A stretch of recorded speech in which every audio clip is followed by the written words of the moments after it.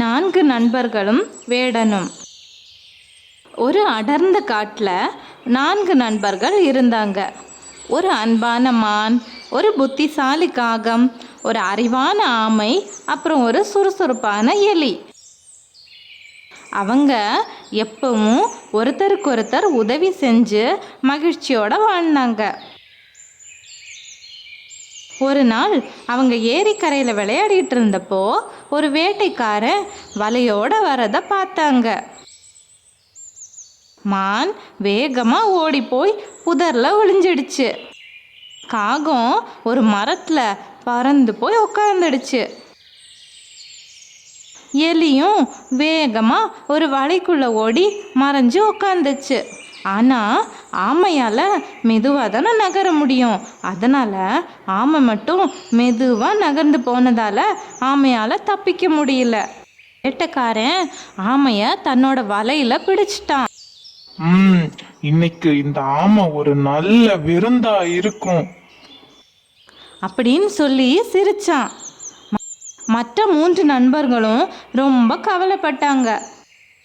நாம அவனை எப்படியாவது காப்பாற்றணும் அப்படின்னு மான் சொன்னது.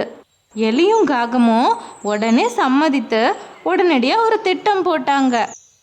மான் என்ன பண்ணுச்சுன்னா, வேட்டைக்காரன் வர பாதையில் போய் இறந்தது மாதிரி படுத்துக்கிச்சு. வேட்டைக்காரன் மானை பார்த்ததும், ஆஹா, இன்னைக்கு என்ன ஒரு அதிர்ஷ்டம், மானும் கிடைச்சிருக்கே அப்படின்னு நினைச்சான். அவன் ஆமையை தரையில் வச்சுட்டு மானை பார்த்து போனான். வேட்டைக்காரன் நகர்ந்து போனதும் எலி வேகமாக போய் ஆமை மாட்டிக்கிட்ட வலையை கடிச்சு ஆமையை காப்பாற்றிடுச்சு. அதே சமயம் காகம் வேட்டைக்காரனோட முகத்தில் கடிச்சு அவனை பயமுறுத்துச்சு. மான் அந்த நேரத்தில் பாய்ந்து ஓடி தப்பிச்சிடுச்சு. வேட்டைக்காரன் அதிர்ச்சியாகி திரும்பி வந்து பார்த்தப்போ ஆமையும் காணாமல் போயிடுச்சு. கோபம் மற்றும் தோல்வியோட அவன் திரும்பி போயிட்டான்.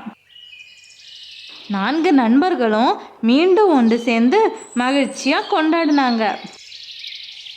அவங்க ஒன்றுபட்டு திட்டமிட்டதுனால எந்த ஆபத்தையும் ஜெயிக்க முடியுங்கிறத நிரூபிச்சிட்டாங்க. அதுக்கு பிறகு அவங்க மேலும் கவனமாக இருந்தாலும் மகிழ்ச்சியாகவும் ஒருவருக்கொருவர் உதவ தயாராகவும் வாழ்ந்தாங்க. இந்த கதையோட நீதி, உண்மையான நண்பர்கள் எப்போதும் ஒருவர் மற்றொருவருக்கு உதவணும்.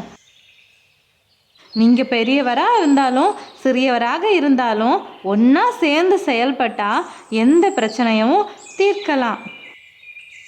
நல்லவனாக இருங்க, துணிச்சலாக இருங்க, உங்கள் நண்பர்களுக்கு எப்போதும் துணையாக இருங்க. இது மாதிரி தினமும் நிறைய கதைகள் கேட்க என் சேனல் மறக்காமல் சப்ஸ்கிரைப் பண்ணுங்கள்.